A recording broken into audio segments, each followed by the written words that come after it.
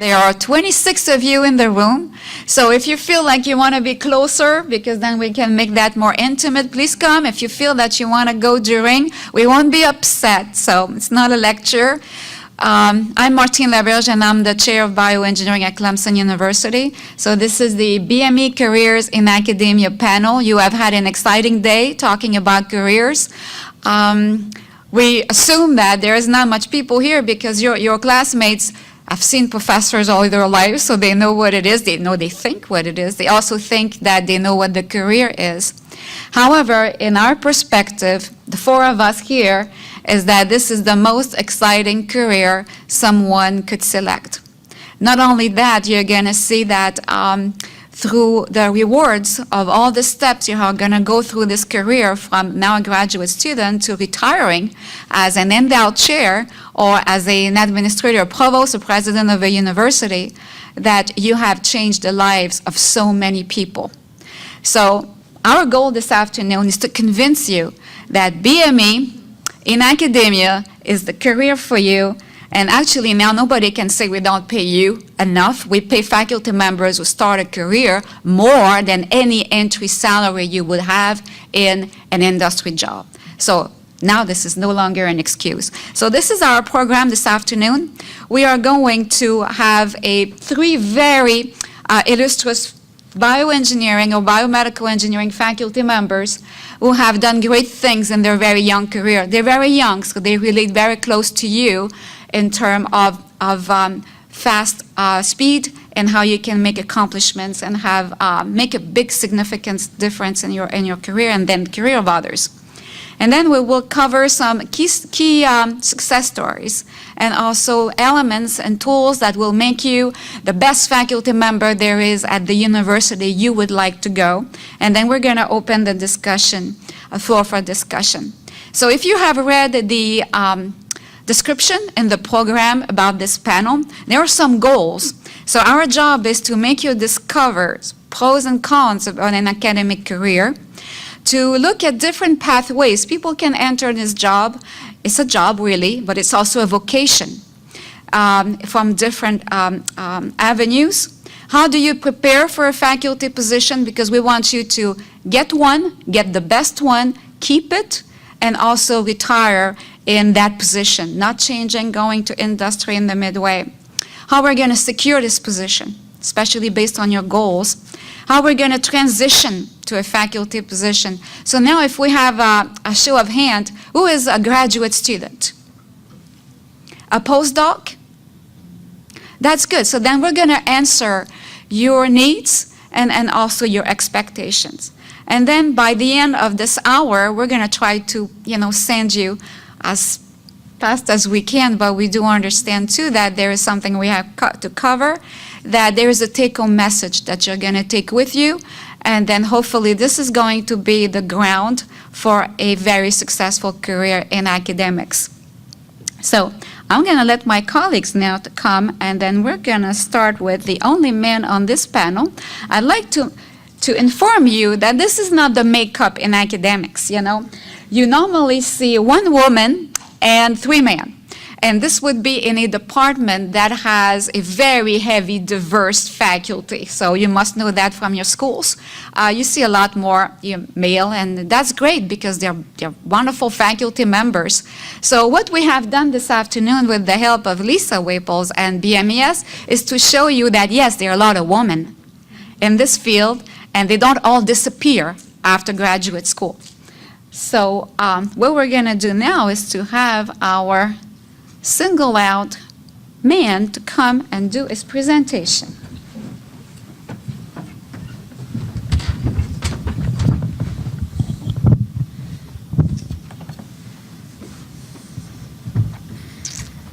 I don't think I have anything to say about the male-female. I'll just let that be. I was asked to just kind of give a brief introduction to kind of my own career path. There may be things that you learn from that, maybe things that you don't. So it's just a kind of a brief one-slide bio. And then afterwards, I was going to speak to just a couple of my own thoughts on some of those key objectives that Martine mentioned. So first of all, I grew up actually in Fresno, California, so in the center of California. Maybe like some of you, I wanted to do bioengineering because I loved AP Bio and I loved AP Calculus. I thought, well, let's like do those things together. I think that's could be kind of a common experience. At the time, I really wanted to find an undergraduate program that had bioengineering as a major. And there are a lot more now than there were then, which wasn't that long ago, but in 1994. So I went to UC San Diego, and I was there for a year as part of the undergrad program, and then had a 2-year hiatus. I lived in Brazil for a couple years, and I can explain that later. But after that 2-year time, I came back to San Diego and finished my bachelor's degree there. Afterwards, I was applying to grad school, and I knew I wanted to do a PhD early on. And I applied to a few different programs, and even though I did my undergraduate at UCSD, I was really attracted to working in this field of research that I'm in now, and that's in systems biology and computational modeling. And UC San Diego had one of the older, kind of more established research programs in that area at the time. So I was there till 2005, and then was fortunate enough to secure a faculty position right out of grad school. And so right after my PhD, I defended in December of 2004, and then January 10th of 2005, I was teaching an undergraduate class. And I think the first postdoc in my lab was actually older than I was. It was a little awkward feeling at first. So I was at University of Virginia, and I was inept at AV manipulation. Okay. So 2005, I started my position there, Biomedical Engineering Department, and then after 6 years, which is just a normal time, I was promoted, received tenure. So I've been in that position now for the last 2 years as an associate professor. Research interests are in systems biology. We look particularly at applications in infectious disease and in cancer. My lab does both experimental and computational work. Teaching, my responsibility is for the first year graduate core class in modeling and computation in BME, do a lot of numerical methods. And then I co-teach an elective course with a few colleagues, one undergrad every other year, a grad class every other year. And then for the service side, and this is maybe just kind of one general comment, faculty's position is usually defined by 3 elements: the research, which is can be an important component or less, depending on the particular institution that you're at, and then a teaching component, and then a service component. And those 3 are kind of the arms that form what a faculty position is. From the service side, I'm just starting as the graduate program director. Jeff Holmes is stepping down from that. And then of particular relevance, maybe for this particular audience, I've been the chair of the search committee for the last 2 rounds, and we've successfully recruited a couple of people over those 2 rounds. And then to the objectives here, pros and cons of an academic career. So like Martine mentioned, I actually think this is like the coolest job. And this is what I tell, like I go home and I say, Sarah, you know, like what kind of job is there where I can do what I want? I can do it with whoever I want. I can do it when I want. You know, just to be able to have that real freedom to define your interests. Now, the con with that is that you have to get funding to do that from the research side, and that can be a challenge.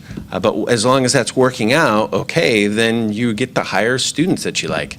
And I've been really fortunate to have just phenomenal PhD students in the lab and postdocs and people that I get to work with. And being able to spend that kind of time day to day to really just have cool discussions is a lot of fun. I think another pro is, as Martine mentioned, the opportunity to influence and be a part of mentoring and supporting. That's, and I think that traverses different types of academic institutions. Really working in academia is about, I think, a lot about training. And it's a lot about being able to mentor people to be thoughtful, and to contribute to society through BME. So I just love that aspect of it. I love being able to sit with grad students and being able to talk through just vision of their scientific program and their particular projects, as well as just mentoring them to be a good scientist. There's also a comment about good and bad resumes, and what recruiters are looking for. And so with those 2 bullet points, I'll say from my experience in looking through literally hundreds and hundreds of CVs, faculty positions are often very competitive. And so, that's a challenge. But I found that looking through resumes and really what recruiters are looking for, I think one kind of theme for CVs that stand out and what a search committee is looking for is an authentic representation of what your core passion really is. When you start making the resume just look like you're trying to sell yourself, then I think it comes across fake. Let the research that you're doing, let your interests in teaching, let that really be communicated and directly and succinctly. And I think what that does is it really emphasizes the fit. If you're trying to get a position and you think, well, this department really wants someone that does this, so I'm going to tell them that what I do looks like that. Well, I've seen that happen before, and it ends up just not being a good fit. When you're authentic to who you are and your research interests and what you're passionate about, the institution that you're interviewing for, if that matches with them, it's going to be successful from both sides. And I think you really want your CV to communicate who you are so that that fit can be made. It's my personal opinion. You're probably going to get like 4 different opinions about some of these points here. First year in academia, I think a couple lessons I learned. One was don't be afraid to ask anything that you don't know, or even if you think you know. You talk to colleagues, you talk to your department chair, colleagues at your institution, to other institutions. What works? What tips do you have on grant applications or on papers or on mentoring students? Ask. I think one challenge that happens a lot in that first year is you get so insular and you think, I need to be good and know what I'm talking about and communicate that I'm actually like a good scientist. And so I think sometimes there's this barrier people put up where they feel like they don't want to look vulnerable. But I think in academia, more than lots of other positions, you really want to ask around and get that support from the community around you to try to make the most compelling applications and papers and be the most effective teacher that you can. And I think I'll stop there. All right.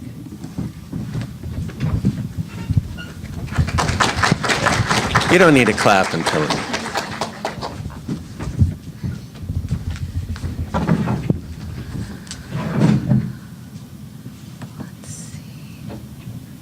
Okay, well, thanks to the organizers for this invitation to discuss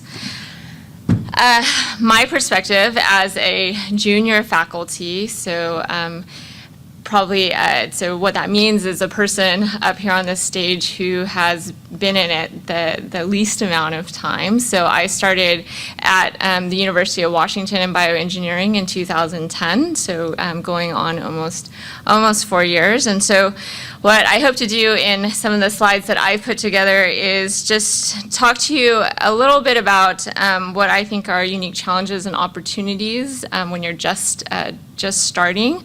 So I'll start with a little bit of background on my training, but then focus on really research, which as a new starting faculty is really, where my head has been for the last several years.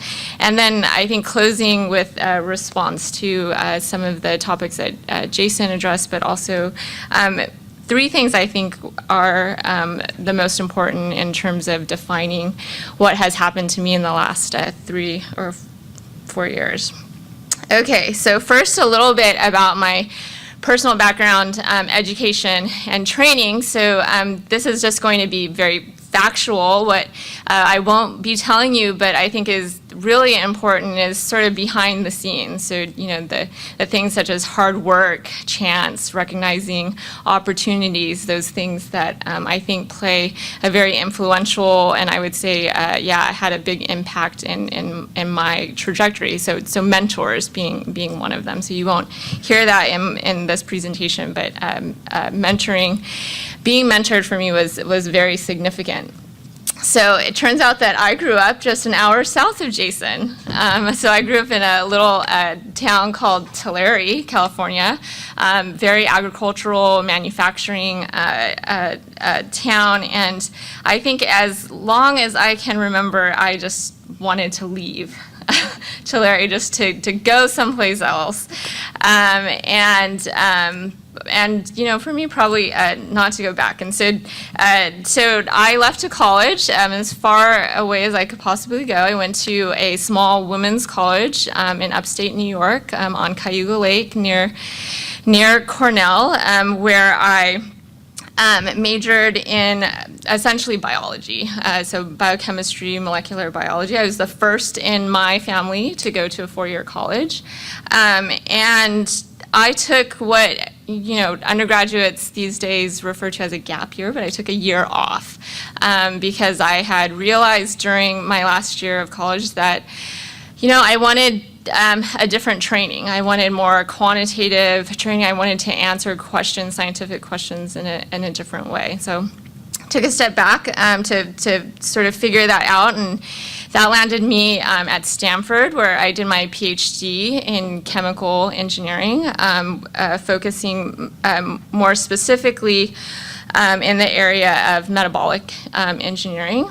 And then I think different than my colleagues up here, I actually did a postdoc. So I did 3 years at Yale, so I went back to the East Coast, where I did a postdoc in biomedical engineering with Mark Saltzman. It wasn't really until this time that I figured out that I wanted to pursue an academic career.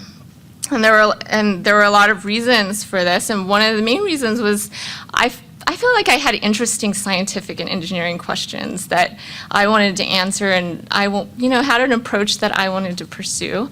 And I really looked at academia as a place for me to have that type of freedom to pursue those ideas in the way that I wanted to do them. But, I also knew that if I wanted to participate in, industry, I could do that. I did some consulting as a postdoc, so I knew that those opportunities were still available to me. Lots of faculty start startups and are involved in industry in a number of capacities. So I applied to a number of schools, and given that training, and chose the University of, and they chose me as well. I think they chose me first, and then I chose them, is the way it works. And so, my training allows me to address these three areas that Jason mentioned, which is research, teaching, and service. And so what I'm going to talk about primarily, again, is the research, because that's where most of my efforts have been focused, because as a new faculty, one of the important things obviously is to be a good teacher, both in the classroom as well as mentor in the lab, and to provide service in various capacities, but is to get your research program off the ground, to give it a life, to define yourself and who you are and what your lab is going to do. But, I think all of us have a perspective of what faculty do, and I had a perspective. I'd been around lots of faculty, but it's really the details that kind of, are important. So, this is probably a typical schedule. It's pretty busy. There are things that I wasn't trained to do, like budgets and regulatory things and purchasing and payroll and all of those things. But I would have to say that I love this job. I can't think of anything else that I would rather be doing. I spend, obviously a lot of my time is related to my work, and you have to love it. It's a big part of your life. So So this is the academic, I think, life cycle in terms of research. So again, I'm going to talk about research because that's where I think I've invested most of my efforts. And so over here is the principal investigators. So that's you. You get started by an investment from the university, the department, the school, and that investment allows you to hire people. And people are your most important resource. And those people produce science and technology, and the products of this enterprise are great things. Leaders, you are training leaders, and they're producing amazing science that ends up, impacting health because you're making products, you're involved with IP and startups, and the other outcome is publications as well. And what publications are, it's new knowledge. It's you're contributing new knowledge to the fields and innovations, and that comes back to allowing you to get grants. And I think what Jason mentioned was that, for the cycle to keep churning, all of these components need to be there. And as a new investigator, one of the things that you think about a lot is money. So one of the things that I thought a lot about is money. So, your initial investment is what it is. It's typically very good. Your department wants you to be, successful. And then, but how do you keep it going? So I just wanted to mention just the organization of my lab in the first year. So maybe the answer to that last question of, what I was doing that first year. So that's me, principal investigator, and this is my lab. You could see that I had one postdoc, one graduate student, but most of my lab was predominantly undergraduates.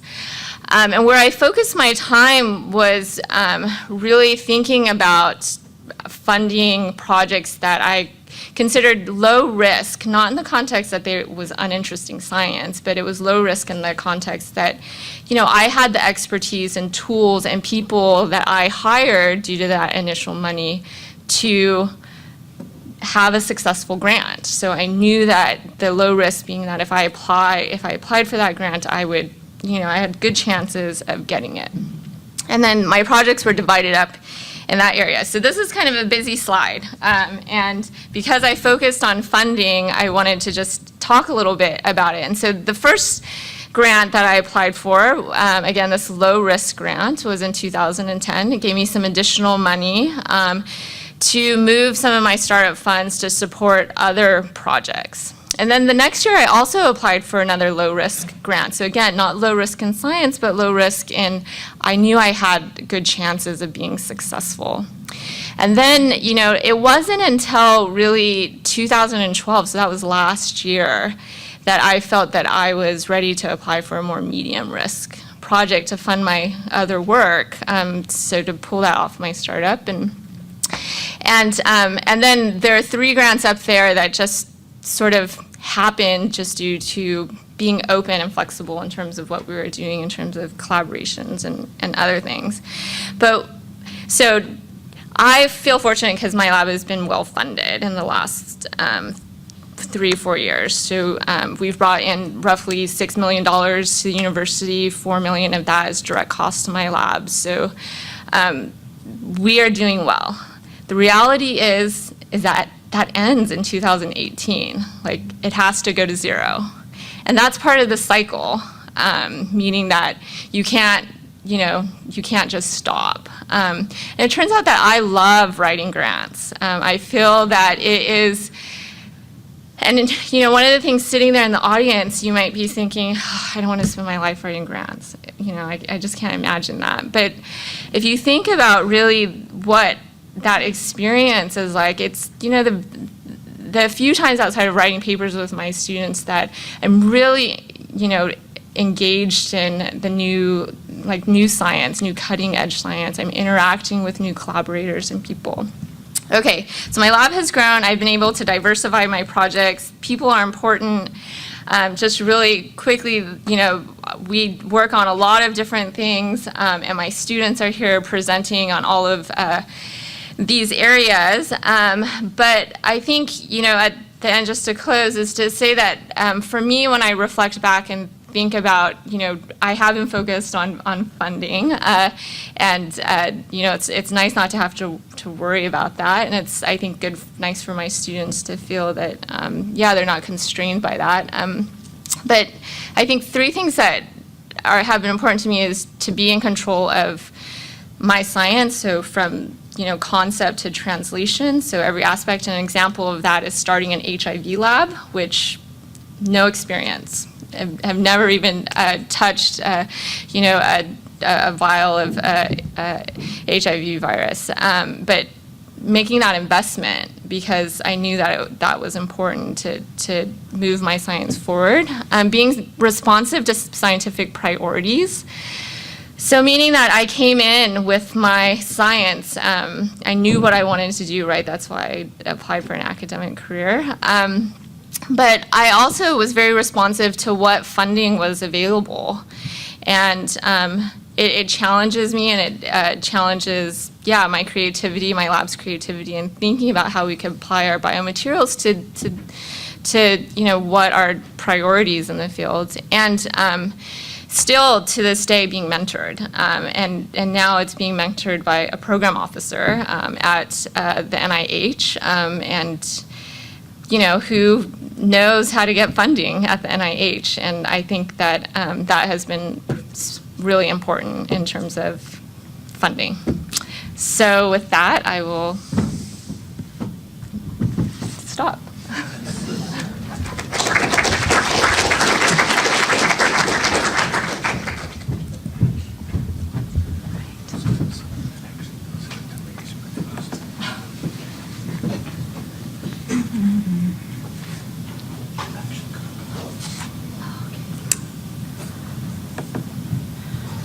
Great. So I'm Tejal Desai. I am a professor at the University of California, San Francisco.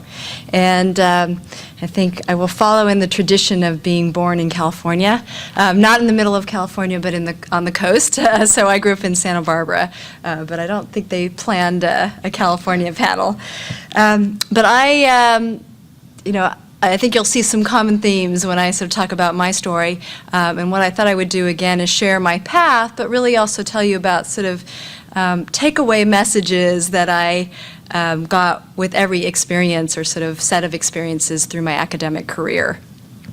So my path, I, like some of my previous colleagues, really wanted to leave the West Coast and go as far away as I could, but I also had to find a program that did biomedical engineering, and at that time, again, there weren't a lot of programs, but I fell in love with the program at Brown and was able to major in biomedical engineering. I actually got exposed to this field through a high school program for women in science, and so I feel lucky that I sort of stumbled on this because it wasn't something that anybody really talked about at that time. I then went on to graduate school, so I came back again to this coast and went to a joint PhD program between UC Berkeley and UCSF. And right after that, I started an assistant professor position, this time at the University of Illinois in Chicago, so the middle of the country. As you can see, after about 3 years, I actually moved to BU, Boston University, as an associate professor. And then 4 years later, I actually moved back to UCSF, part of the program I actually trained in as a full professor. And along the road, marriage and kids and the rest of life sort of was intertwined. But one of the things I think was interesting is that, first of all, I think, as you can see, I moved around a lot, not just for training, but also in my academic positions. And I think, and I sort of reflect back on all of these positions, and each one of them has really defined both me sort of as a scientist, but also in the way I lead, the way I mentor, and the broader community that I interact with. So I thought I would just sort of share with you some of the things I thought were important, sort of leading me on this path. In graduate school, it was interesting, I actually worked for a professor who at that time was a civil engineer, a mathematician, and a mechanical engineer who had never done anything in bioengineering. And so at that time it was sort of an opportunity to bring biology into fields that had previously not been exposed or sort of interacted with the biological world. And this was sort of microtechnology, micromechanics, and BMES. And so I was fortunate, I think, to be sort of on this first wave of research within the sort of micro and nano sciences area, and really began to sort of explore that for biomedical purposes.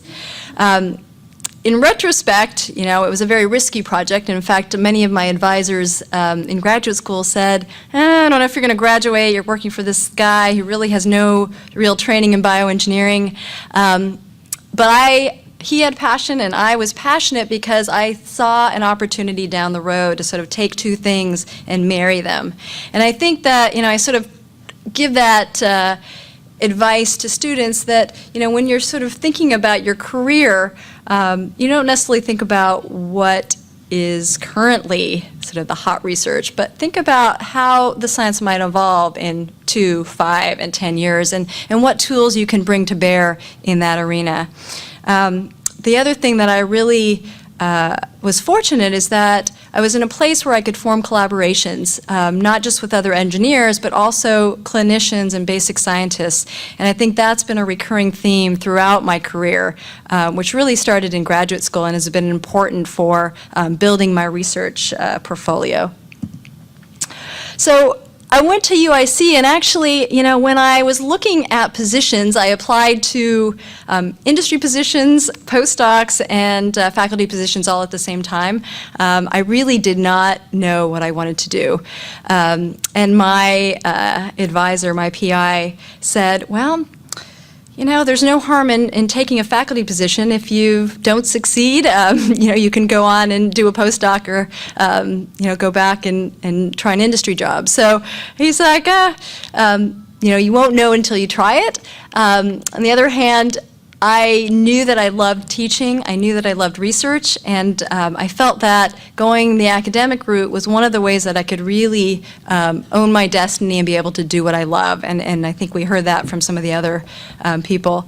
What was interesting is that, again, I took a risk. I went to a department in which I was the first faculty hire, aside from the department chair, and so here I was right out of grad school. I was 25, just turned 26, and you know, I was sort of responsible for both setting up a new department, designing the training programs both at the undergraduate and graduate level, as well as building a lab. And again, in retrospect, I would never give anybody that advice. On the other hand, I had fantastic mentors who sort of supported me along the way, and it made me realize that I actually had a passion to do that, to not only do research, but also be able to build programs and build areas of new science and engineering. But one of the things that helped me, and I think, again, this recurring theme of collaborations, is that I was very early on able to get NIH funding and funding from NSF and other entities by linking with people who had already had that track record, particularly in the medical school and the basic sciences. So coming in from a totally different field into this arena, it made me, I think, in a much stronger position to attract funding. And so that, at that time, again, was not it wasn't so common for bioengineers to be funded by NIH. So I then, so 3 years later, so I wasn't even, I was sort of almost just beginning. My lab was just set up. I had graduated my first set of sort of PhD students and master's students, and had an opportunity to go to BU. And this, again, was really to build new programs, to actually help lead a new center in biomedical micro and nanotechnology, and a completely different type of institution. So UIC is an urban public institution, BU, a much more established private institution. And so again, having very different cultures, but really being able to learn from each of those experiences has been enormously beneficial.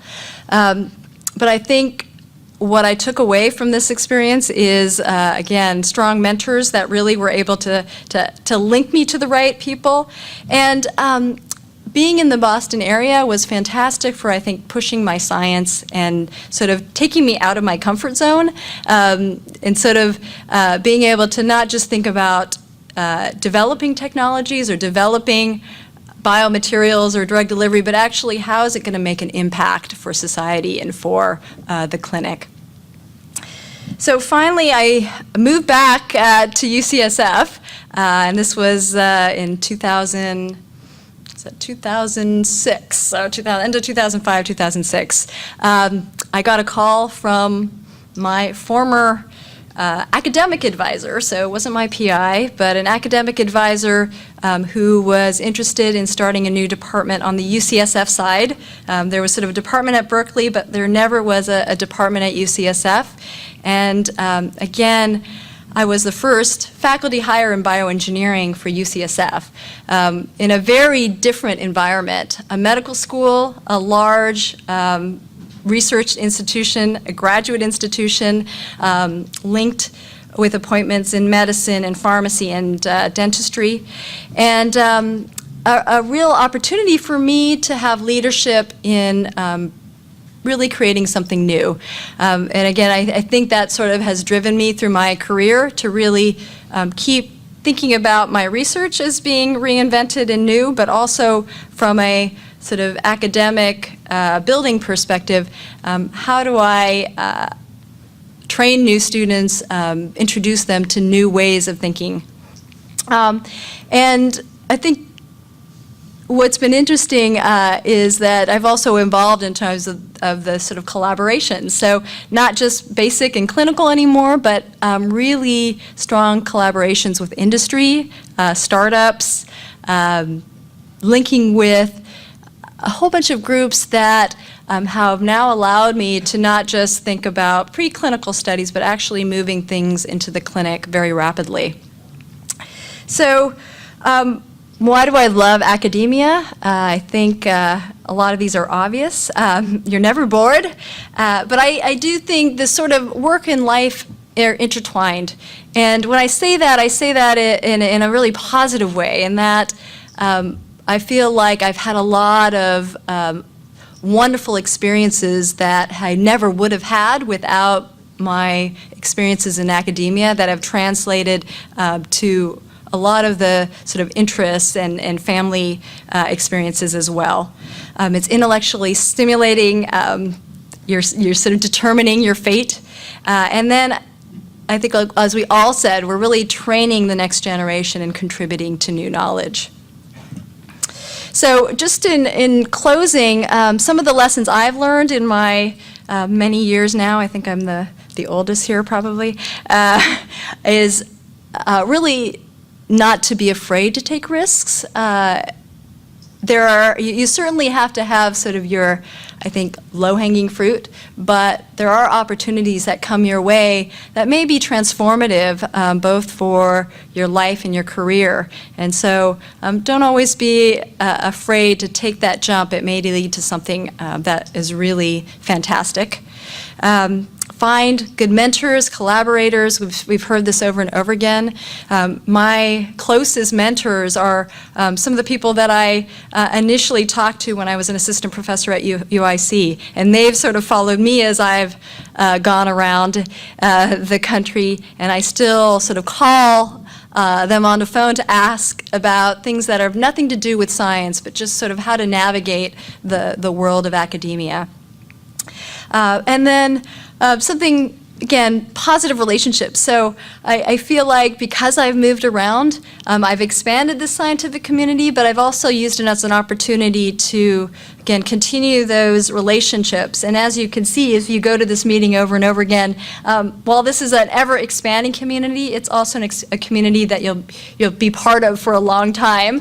If you go into academia, and not just 5, 10, 15 years, but maybe 20, 30 years, you'll see some of the same people.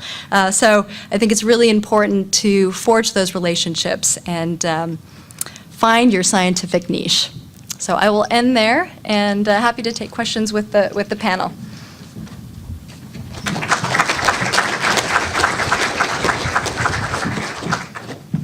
What we're going to do now is, I'm the oldest, and you know that, and it's okay because I'm from a different generation.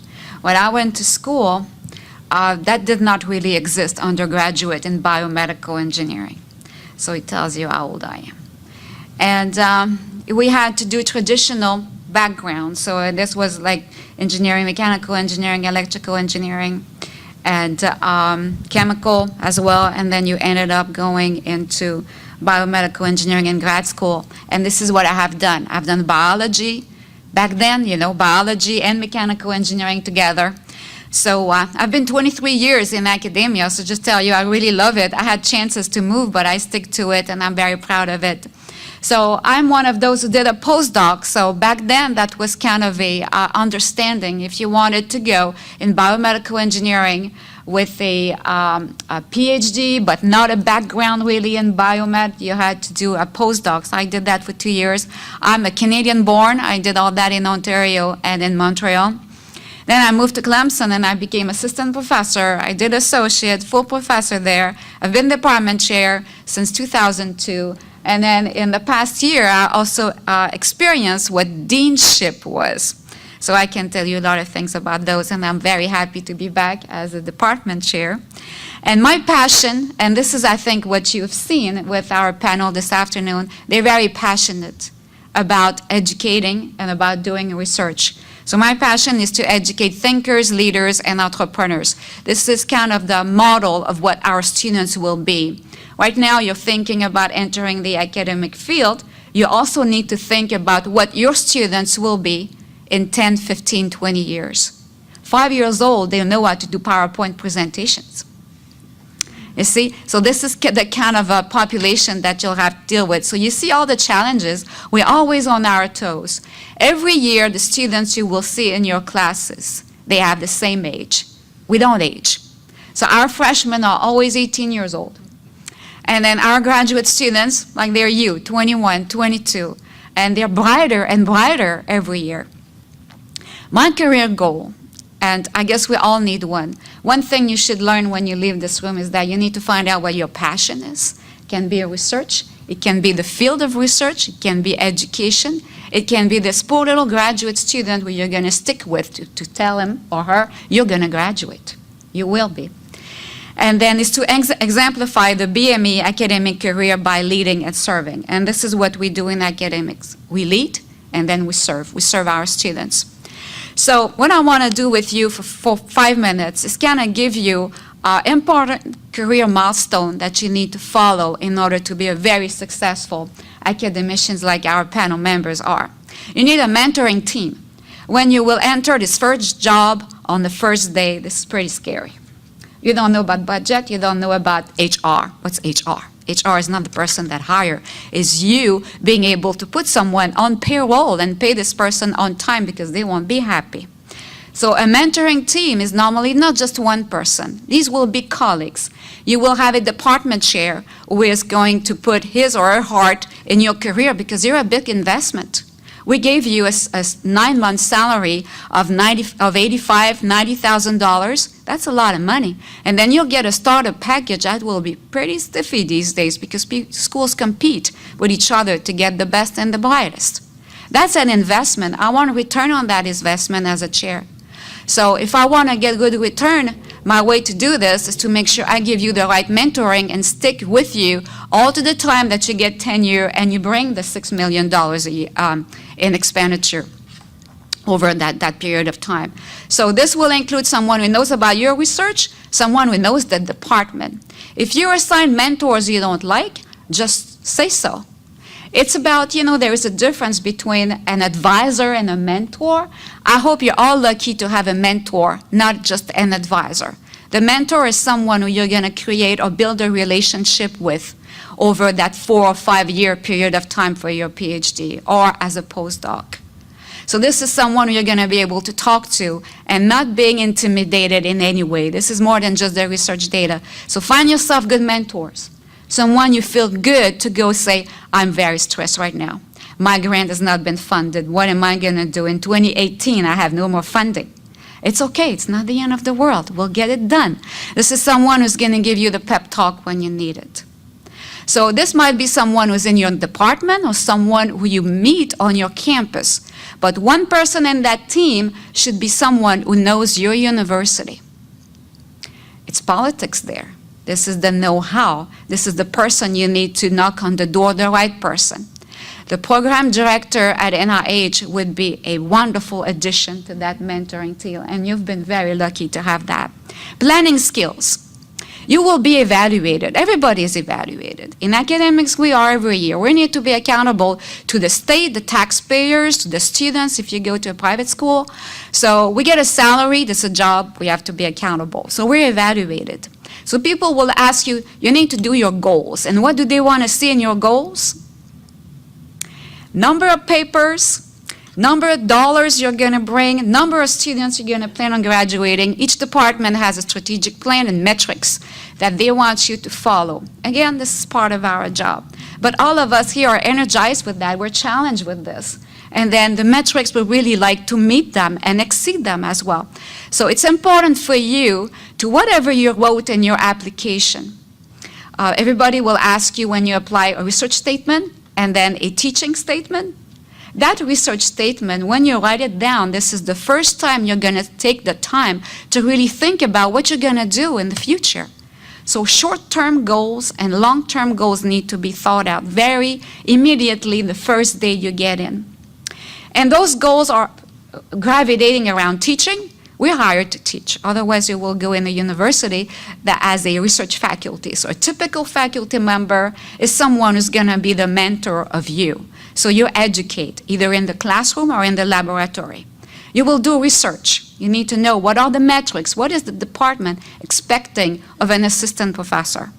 I put service/economic development because all our panelists here are also very savvy entrepreneurs. So this is the new format of academics now. And we see that funding is declining a little bit. We're going through this sequestration. And it's a bit uncertain. And I would say keep applying, because if everybody says that there is no money out there, no one will apply. So therefore, there'll actually be more money for those who will apply. You just need to follow the market on that side. But then the new faculty member in my department, I really value entrepreneurship. I love IP. I love having a faculty who's going to have a startup company. I will invest in that person. I'm going to take stock in them as a department, because what it does is exemplify what biomedical engineering is, isn't it? Engineers, they make things. We make technology to be able to have better health care, to help patients. So service/economic development, it depends on really what your university is looking for, your department. But right now, this is what we're looking for in the academician of the future. Networking skills. Why the heck did you come here? Costs a lot of money if you're on the East Coast to get here, you know. It's a long flight, expensive plane ticket. These are nice hotels. They cost a lot of money. And your registration, and you have to be a member. Why do you come here? Well, besides listening to us, it's for networking. The primary reason why you come to Biomedical Engineering Society, and all of you here should be a member, and not only you should be a member now, you should keep your membership. Not after the meeting is over, you say, okay, I'm done now, I got reduced registration fee. This is so wrong to do that, you wasted your time. You need to keep this membership. You need to renew it every year, because this is your networking. We all come here to see each other, to hug each other, and then we get comfort with each other. Because this is an interesting job. We paid well, we have to deliver a lot as well. And our colleagues are here. They're the ones who will write proposals with. They're the ones who will review your proposal when they are submitted to NIH and NSF and DOD. So the network is very important in this field. So take a message, renew your membership. When you become a postdoc, now we're going to get a new category for postdoc membership. And then when you become a faculty member, come back here. Make sure the program answers to you. So networking, very, very important. Leadership skills. You must have been told now when you build up your resume or your CV that you must have a section there that demonstrates leadership skills. I like to see in the faculty member who we hire, and also we get hundreds of applications for 1 or 2 positions. I want to see someone who has been the president of a student club. I want to see someone who is part of BMES and do things with student affairs. I want to see someone who has taken leadership role within their department as a graduate student. Someone who has mentored undergraduate students. These are all attributes and qualities that we want to see in that. Another thing that you're going to do now is bridge on this leadership skills. What is the #1 factor why faculty members fail and they don't get tenure? Is it because they don't get dollars? I'm going to make sure they're going to get it. We're going to help. Everybody's going to go. The troop is going to be there, the mentoring team, to make sure dollars come in, because I don't want to lose my investment. About teaching. Most of you have had interaction with undergraduate students. You've been one, so you know what it is like to teach students and what is the best mechanism to do so. So it's rescuable. You know, we can take care of you if you have problems in the classroom. What is it like we don't know and you have problems with that faculty members do? Those who fail or those who cannot manage. They don't know how to manage people. People, didn't you see that, 3 of you, is the most important part, the success and the tool in your success stories. You'll have to hire the students, you'll have to hire postdoc, and you'll have to hire your research personnel, which will be technicians as well. So, how are you going to resolve conflicts within your lab? Because anything that is disruptive in your lab means that you are not going to get the data and be able to write the papers and get more coming on. So, master leadership skills, conflict resolution, problem solving, being able to know in your lab who does not work well. Your advisor does that. So ask him or ask her how they do it. Personal management, very important. And also budget skills, I put there. As a grad student, I don't know if you are involved in your lab as developing a budget, balancing a budget. You all have a home. You know, you're getting paid now to go to school, and you're making money, so you know how to do this. When you come to your office and your lab, instead of being $20,000, $30,000 a year, now your lab is going to be $3 million. So it's very important to know where your money is. Don't trust people to do so. Have people doing it, but always put an eye on it. Time management skills. Families, you have families. We have kids. You have to go to soccer. You have to go, I'm going to talk for ladies here. You have to cook dinner at night. You have to clean your house. You have to be a mother, a wife, and husbands the same. You know, you have to be a husband. Your wife's going to want to talk to you. You have little kids. You're in the peak of your life. How do we manage all this? Because you've seen that. You know, Kim has a very successful life when she spends from 8 o'clock in the morning to 7 at night in her office, and then when she goes home, she works. That's our husband cooks. See, smart there. We're passionate about what we do. We love it. I don't mind doing that. I work maybe a little bit longer because everybody during the day, they line up at my office and they all have problems to solve, so I don't get to work. So I go home and work and do things I love, which is research and other things. However, it's very important for you to manage your time. First of all, your passion, you love it, it's going to make it easier. Your family needs to understand as well. So this is teamwork at home as well as it is in the office. Make sure you don't have problems at the office. When you go home, your mind is at peace. We could spend a lot of time talking about time management skills, but have a life. Something I'll tell you very interestingly, I asked my faculty to have guidelines to go to promotion to full professor. What is it we need at Clemson in bioengineering to be a full professor? So then they were talking about papers and H-index and all that thing. One person said in the TPR committee that, however, we want you to be happy. I was so happy to hear that. This is stressful, but understand to manage that stress. And then if you love what you're doing, it won't be bad. So be passionate, be motivated, and be engaged. So when you walk in a department, make sure that they know you as someone who wants to be a team member. There is a big word, and then I have all the slides, and I'm going to stop here. I like to talk. So tenure. This is the only job. Like, you've been to government before us and industry. Those guys can be fired tomorrow morning with a 2-week, notice. In academics, we don't. This is the only job everywhere that you have a job for life. We have tenure. What a great thing. She's going to get tenure. If she doesn't, I'll take her at Clemson. I'll give her tenure right away.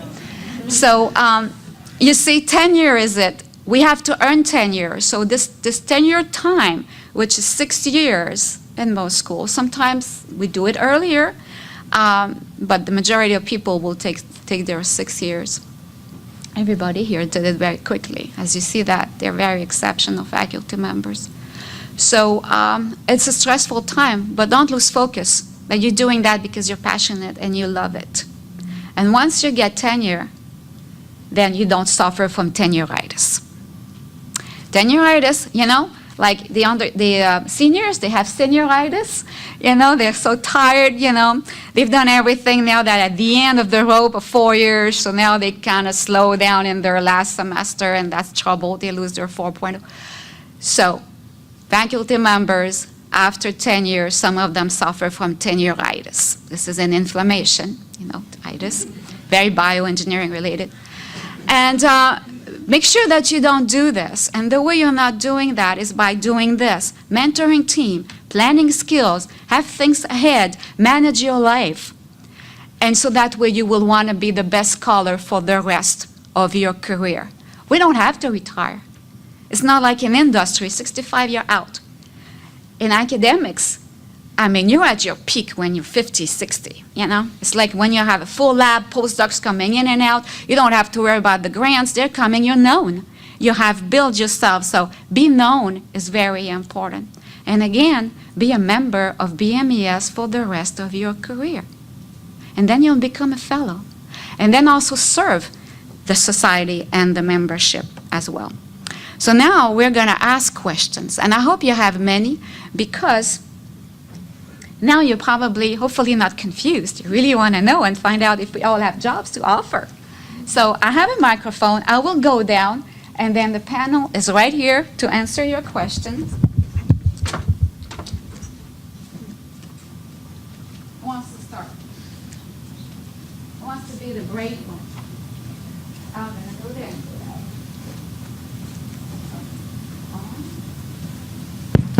There you go. So I'm a PhD student graduating this next May, and my real passion is for the teaching aspect of things. I have a hard time finding those universities that are more undergraduate oriented, that would allow me to focus almost exclusively on the teaching side of things.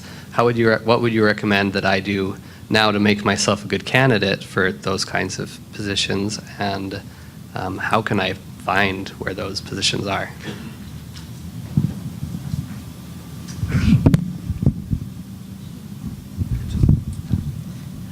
So I'm not an expert on this, but I think, so sort of two parts to your question. One is, how do you make yourself a good candidate?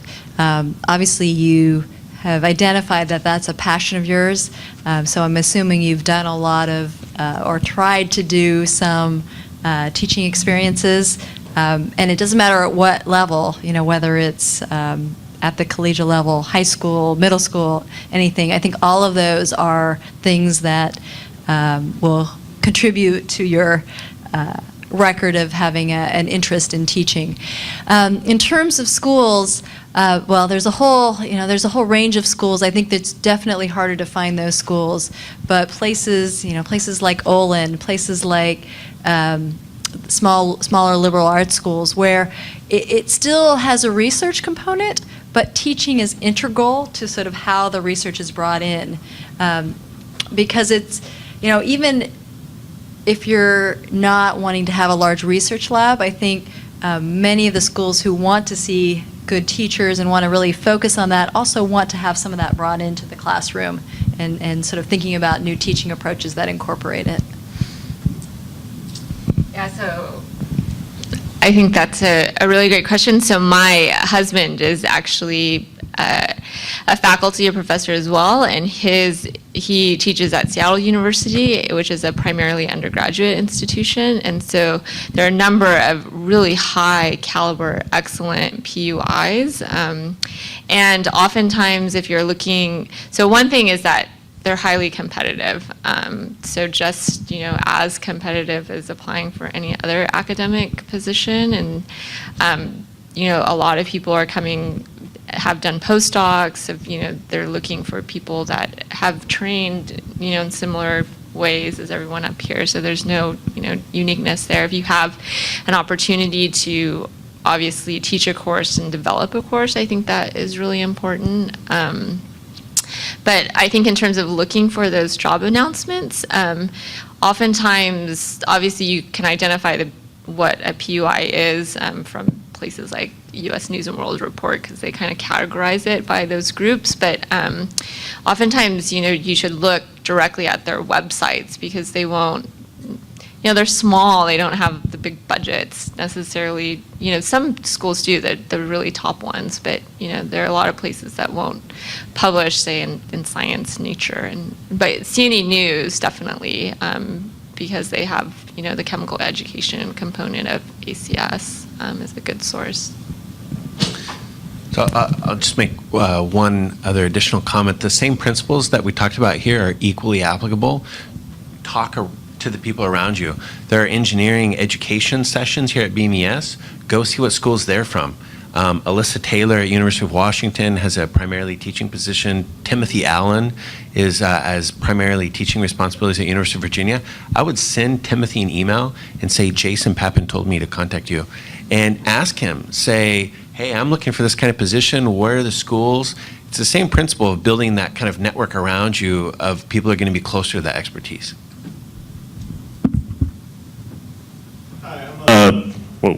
Sorry. I'm a postdoc, and I'm hoping to move into a faculty position.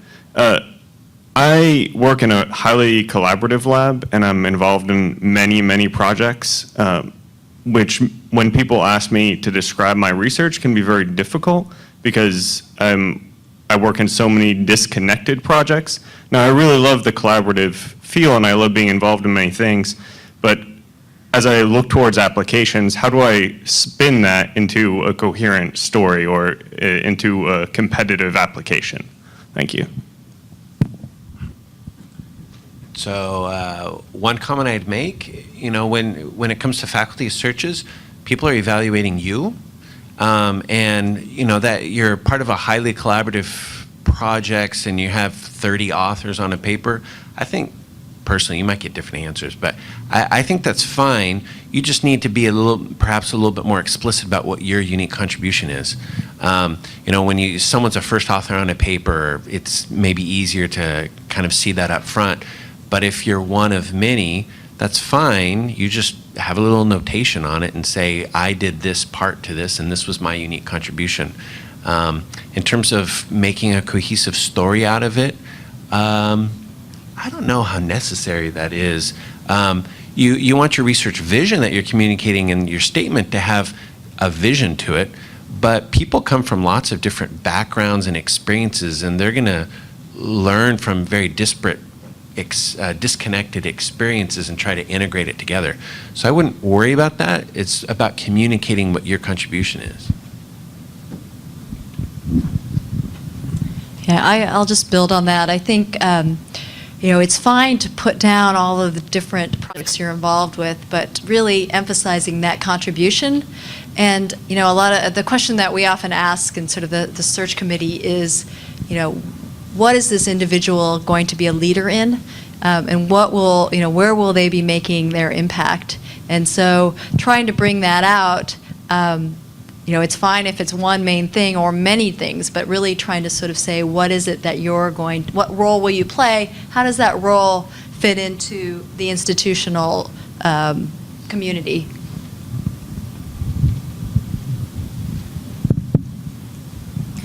Hi. So I've heard that many times faculty will do a PhD in one field and then a postdoc in another to sort of marry them and follow a research trajectory. How do you recommend making yourself marketable for a postdoc position in something that you might not have a lot of experience in?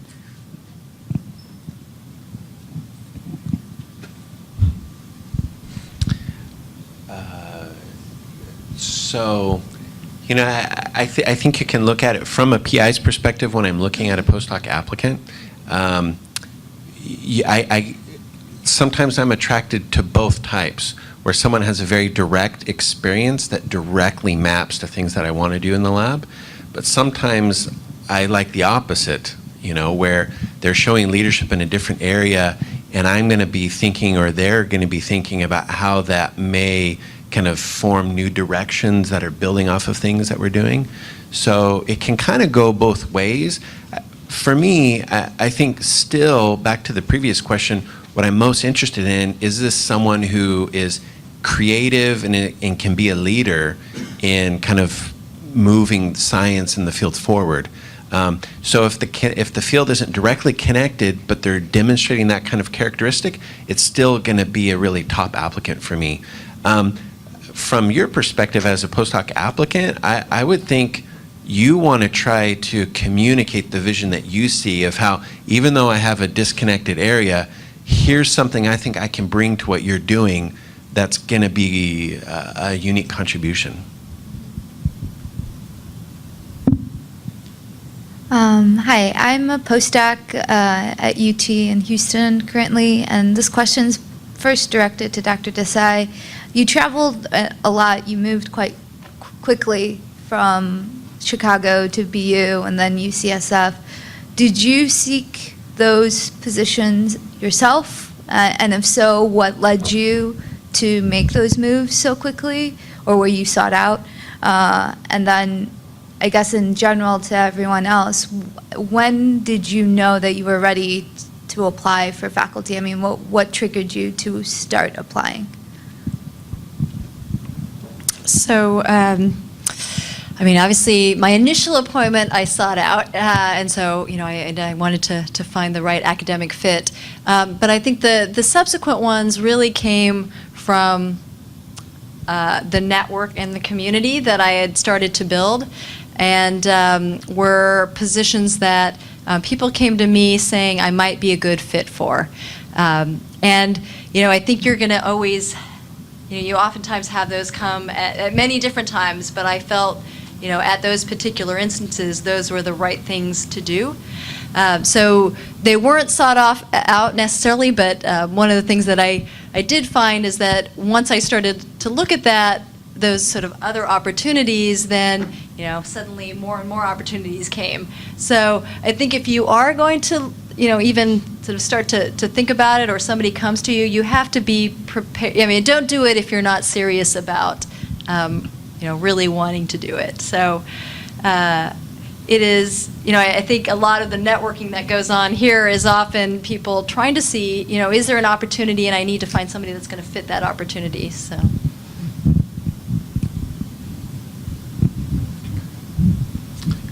Your other question about knowing when you're ready.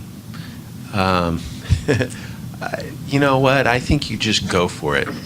I think sometimes I've seen this before where you see this with paper sometimes, actually, where, I just need that one more experiment, just that one more experiment, just that one more experiment, when sometimes you just need to submit the darn thing and get the feedback and the review. Now you have to balance that. If you go too early, then it can actually look premature and like you're not being thoughtful about what the position actually involves. But at the same time, just jump in and try. That's not a very helpful answer.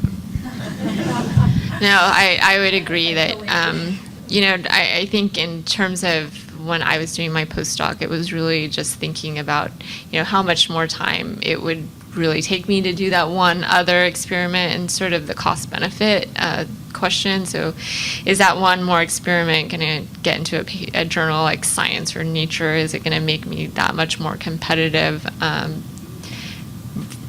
versus just going for it now? And so questions like that.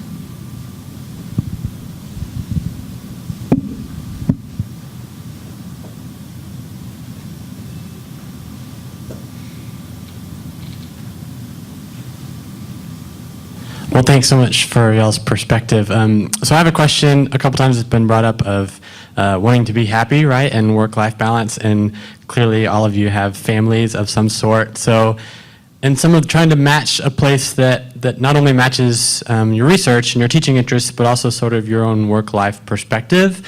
Are there savvy ways, as we consider different places, to sort of figure out, and obviously just in informal dinners and things like that, as you're talking to faculty that are there, are there good tips that you guys have found to sort of assess some of those other more holistic environment type questions?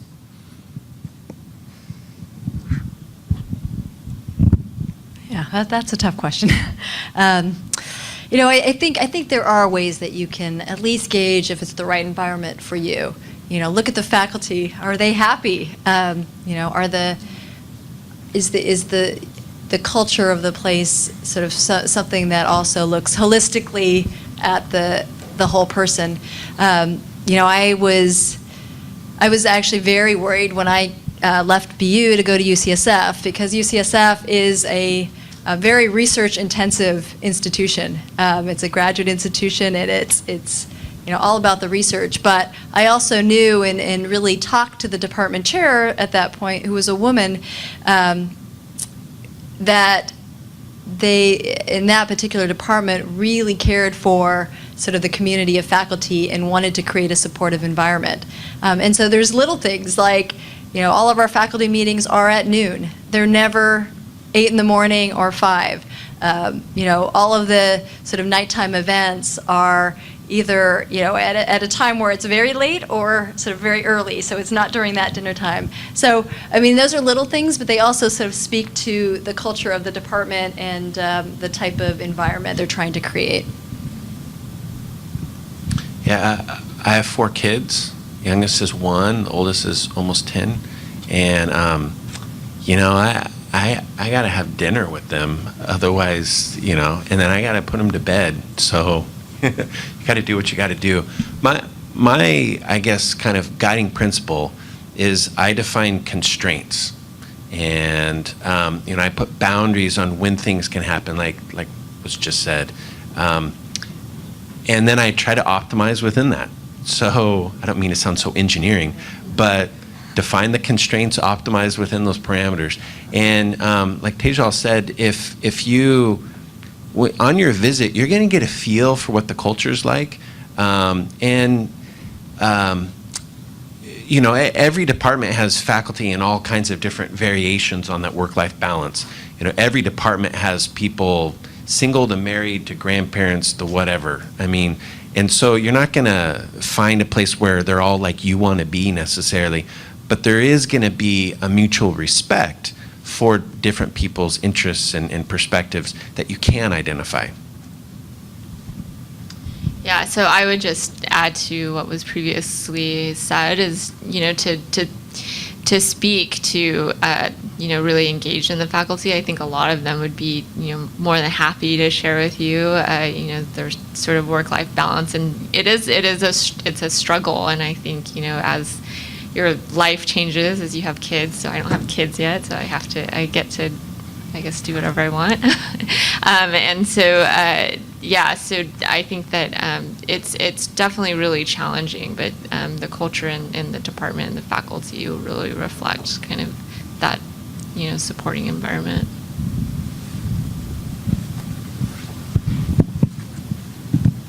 I had a question related to writing a research statement. So I have heard of several cases where you submit your research statement and the faculty at the institution that you're applying to kind of steals your idea. So I just wanted to know how common it is and how much detail you would write in your research plan statement. I've never heard of that. Yeah. I don't know. My general MO is just say whatever you think you want to do and what you're interested in. And I don't know. This is just a personal stylistic comment that I'm not really worried about that because usually you're the person who's going to be the best expert to doing what you're going to propose to do anyway. And so someone else to be able to do that is actually, there's a pretty big activation energy required there. So I'm typically, as a general rule of thumb, I wouldn't be worried about that. Yeah, no, I mean, I've sent sort of grants that I've never submitted to people just to see. I think you almost have to, just believe that, you're the one who's going to do it, like you said, and that, ultimately, no one's going to be able to get away with doing that, so.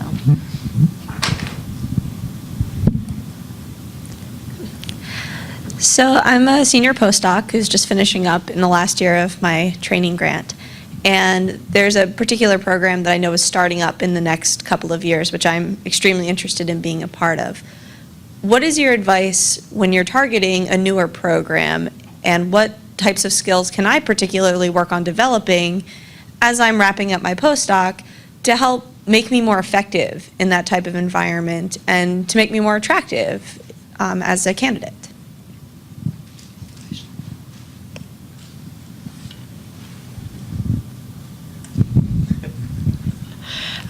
So I can give you, my perspective, only because I feel like I was interested in newer programs and having that opportunity to be part of them.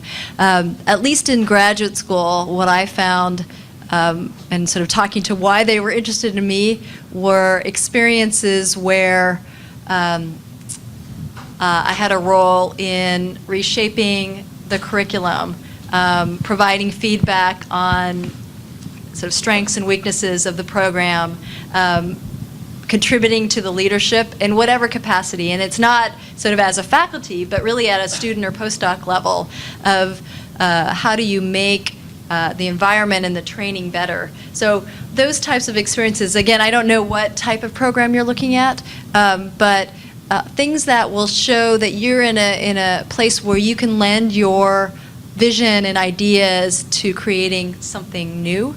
And it may be, setting up a new organization geared at postdocs, or providing leadership in some capacity as a postdoc to do that. And just like was talked about before too, talk to people at the institution. The dean who's starting up this department is going to have some vision for what they want to see this department become. And don't be afraid to just contact that dean, I don't know if they'll answer, but you can at least try to get that information from them. Yeah, I'm a postdoc looking for a faculty position, and so my question is, how can I find out more about positions that's not even advertised or well advertised? And I think one of you have mentioned that go to their website, but even I think there are positions that's not advertised through the department's website. Like, for example, yesterday I ran into someone and he told me they're recruiting people, but it's not web advertised. So how can I find out about those if I'm not here or if I didn't run into him? So I think that, for example, our department will have a faculty opening, a position. It hasn't posted yet. We're sort of working out a lot of the details in terms of, what that position is. And so, it might be that you're hearing, some reflection of that from different departments. Let's see, when I was searching for faculty announcements, it was, typical places like the back page of Science and Nature. Also, ACS has a career search that you can look for postings as well. And that's where I found most of my announcements. Maybe this is too bold or not, but I would also just send your CV to department chairs and say, hey, if there's anything coming, here's what I do. I wouldn't be aggressive about it. They'll let you know, just like Kim just said, that there's an opening that's going to be coming out. Just ask, talk to people. We're going to conclude because it's 6:15, but it's 6:18. And then want to thank you for having participated to this career panel. I want to thank Lisa Whipple for organizing it and asking us to come here. It was a great pleasure meeting you. And if you have questions, I think we're going to be around here.